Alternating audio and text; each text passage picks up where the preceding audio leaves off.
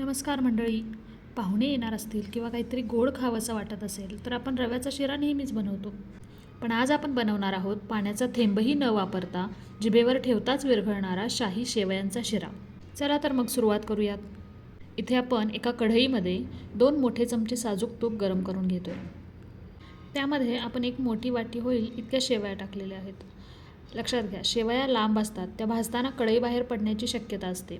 म्हणूनच शेवया भाजताना नेहमी 2 उलाटण्यांचा किंवा 2 चमच्यांचा वापर करा. ज्याने होईल काय की अगदी व्यवस्थित शेवया भाजल्या जातील आणि त्या बाहेरही नाही पडणार.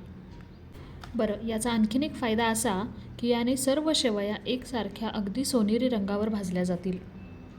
आणि बरं का, या रेसिपीसाठी आपल्याला खूप काही सामान नको आहे. फक्त 1 वाटी शेवया, पाऊण वाटी साखर, थोडीशी वेलची पूड आणि या शिऱ्याला शाही बनवण्याचं काम करणार आहे ते म्हणजे दूध. आणि या दुधामुळे जी शिऱ्याला मलईदार चव येते ती पाण्याने कधीच नाही येणार.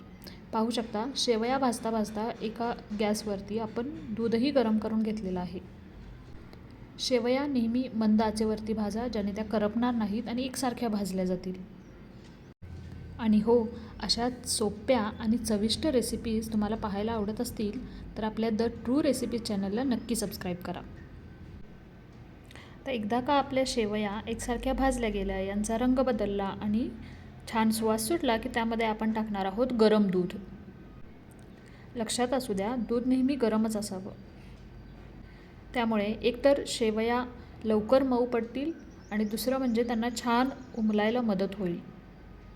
पहा, भाजलेल्या शेवया गरम असतात, त्यामध्ये थंड दूध घातलं की काय होतं, तापमान एकदम कमी होतं आणि शेवया मग चिकट किंवा शेवयांचा असा लगदा होऊ लागतो.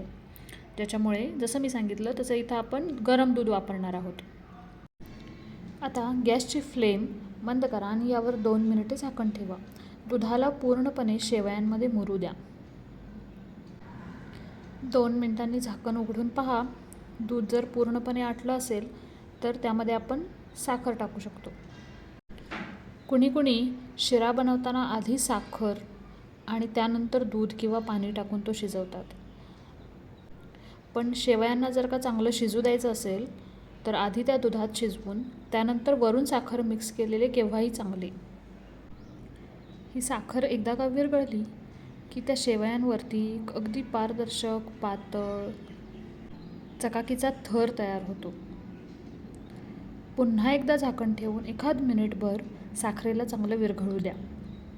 आणि शेवटी थोडीशी वेलची पूड आणि काही ड्रायफ्रूट्स. आपला हा गरमागरम शाही शेवयांचा शिरा अगदी तयार आहे. असा हा शेवयांचा शिरा तुम्ही पण करून पहा आणि शिरा करताना तुम्ही कोणती ट्रिक वापरता मला सांगायला विसरू नका. रेसिपी आवडल्यास लाईक शेअर नक्की करा. पुन्हा भेटू अशा चविष्ट रेसिपीसह.